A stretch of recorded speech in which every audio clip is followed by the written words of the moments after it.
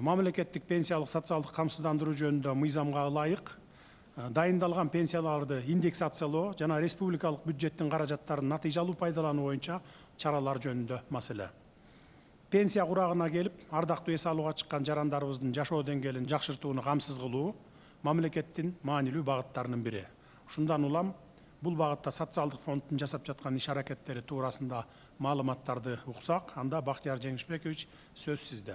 Саламатсызбы, урматтуу Садыр Нуркожоевич, урматтуу Акылбек Үсөмекович, урматтуу бүгүнкү кеңеш менен катышуучулары. 2021 жылга чейин пенсиянын орточо өсүшү минималдуу деңгээлде жүргүзүлүп келген. 2021 жылдан тартып өлкө жетекчилигинин тапшырмасы менен пенсия олуттуу деңгээлде жогорулап баштады.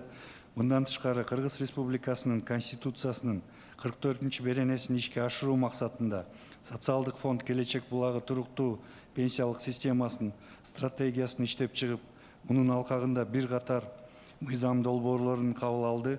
Ушул негиздер өлкөдөгү пенсия саясатын реформалоонун эң негизги өзөгүн түздү жана бул иштин жыйынтыгы өзүнүн жемишин берүүдө. 2021 жылдан тартып камсыздандыруу төгүмдөрүнүн чогултуу эң жогорку көрсөткүчкө жетти. Бул мезгилден тарта мугалимдердин, дарыгерлердин, мамлекеттик жана муниципалдык кызматкерлердин айлык акыларынын жогорулашынан улам камсыздандыруу төгүмдөрү көп чогулуп, бул пенсиянын көбөйүшүнүн негизги фактору болду. Мисал катары 4 жылдык көрсөткүчтү ала турган болсок, 2017 жылдан 2020 жылдар аралыгында камсыздандыруу төгүмдөрүнүн жыйноонун көрсөткүчү болгону 115%ды түссө, 2021 жылдан 24 жылга чейин 4 жылда бул көрсөткүч 210%га чейин жетти. Белгилей кетчү жагдай үстүбүздөгү жылы ишкерлерди колдоо, көмүскөдөгү камсыздандыруу төгүмдөрүн ачыктоо максатында камсыздандыруу төгүмдөрү 27%дан 12%га чейин төмөндөтүлдү. Бул көрсөткүч эл аралык практикада уникалдуу кадам болуп эсептелет. Октябрь айынан тарта пенсиянын минималдык өлчөмү 6900 сомду түзүп, Кыргыз Республикасынын Конституциясынын 44-чү беренеси ишке кирет. Бул кабар пенсионерлер үчүн абдан жакшы жаңылык болду. Биздин бул жемиштүү аракетибиз урматтуу президентибиз Садыр Нуркожоевич Жапаровдун саясаты менен ишке ашты. Бул жетишкендик бизге оңой келген жок. 2021 жылдан тарта ушул күнгө чейин пенсияны бир нече этап менен жогорулатуу аракетин көрдүк. Мисалы 2022 жылы пенсия 33%га көтөрүлгөн. Бул үчүн жалпы 20 миллиард сом кошумча керектелген. 2023 жылы социалдык фонд пенсиялык фонддун каражатынын эсебинен 30 000 сомго чейинки пенсиялардын камсыздандыруу бөлүгүн 38%га жогорулатууга жетишти. Бул көтөрүү үчүн дагы пенсиялык фонддон кошумча 20 миллиард сом бөлүнгөн.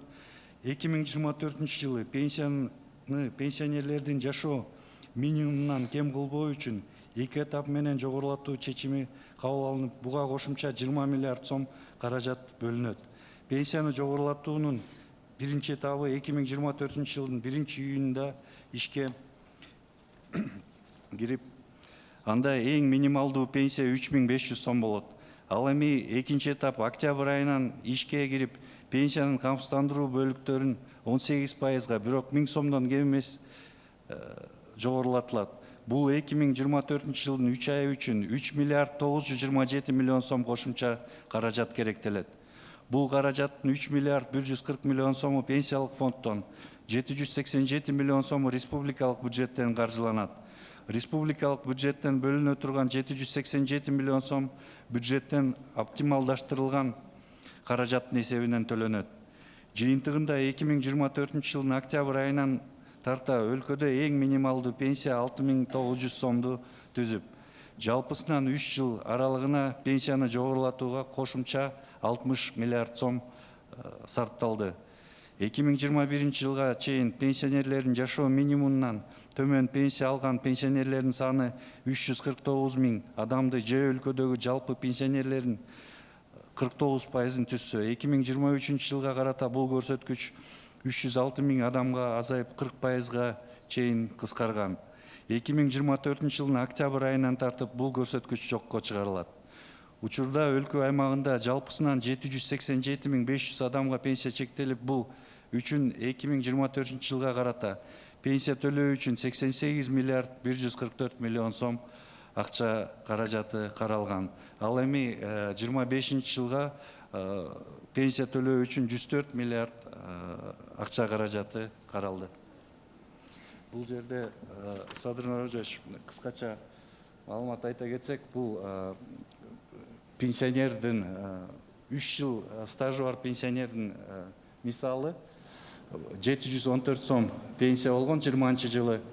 20 жылы көбөйгөндөн кийин 1014 сом болгон пенсиясы. Мына 23 жылга келип көбөйүп келет 2284 сом болгон пенсиясы. Мына 1 июлдан баштап пенсиясы 5074 сом болот. Ал эми 1 октябрдан пенсиясы 6900 сом болот. Кийинки слайдты көрсөтүп коесуздарбы? Мына бул жерде стажы толук, бирок камсыздандыруу төмөмдөрүн азыраак төлөп жүргөн кишинин пенсиясы 7080 сом болсо, 1 январь 20 жылга пенсиясы 3 жылдын ичинде көтөрүп атып пенсиясын 1 октябрга 15013 сом болот пенсиясы. 7000ден 15000 сомго чейин жетти, 2 эсе көтөрүлдү пенсиясы. Рахмат, Бактияр Жеңишбекович, кеңири маалымат берип презентация жасагандыгыңыз үчүн. Эми сиз жетектеген социалдык фонд өз убагында кайра эсептөөлөрдү жүргүзүү жана жаңы өлчөмдөрдө төлөөнү камсыз кылуу иш чарасын ыкчамдатып, так өз убагында аткарышыңыз зарыл. Аны менен бирге пенсиялык системаны реформалоого, пенсиянын майнаптуулугун жогорулатууга багытталган мыйзамдарга кол коюлду. Муну билесиз. Эми бул реформага багытталган мыйзамдарды так аткарыңыз, өз убагында жүргүзүңүз. Анда эмесе пенсияларды индексациялоо боюнча жарлыкка кол коюуга өтөлү.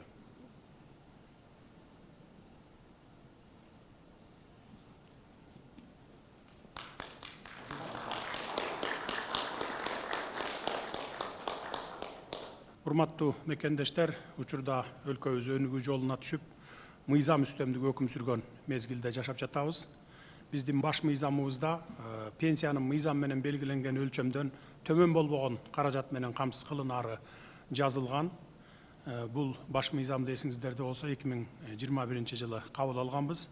Мындан улам пенсиянын камсыздандыруу бөлүктөрүн 18%га, бирок 1000 сомдон кем эмес индексациялоону, башкача айтканда пенсияларды жогорулатууну жана пенсионерлердин жашоо минимумунун өлчөмүнө чейин жеткирүүнү эске алуу менен пенсиянын базалык бөлүгү жогорулайт. Жөнөкөй тил менен айтканда, бүгүн колуна 1000 сом пенсия алып жаткан пенсионерлер 10 июлдан баштап 3500 сом ала алышат. Ал эми 10 октябрдан тарта пенсиянын минималдык өлчөмү 6900 сомдон кем болбойт.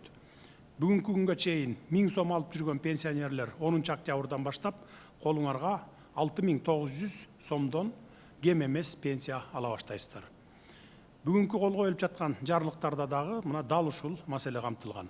Жарлык кабыл алуу менен биз Конституциянын талаптарын толук аткарып атабыз десек туура болот.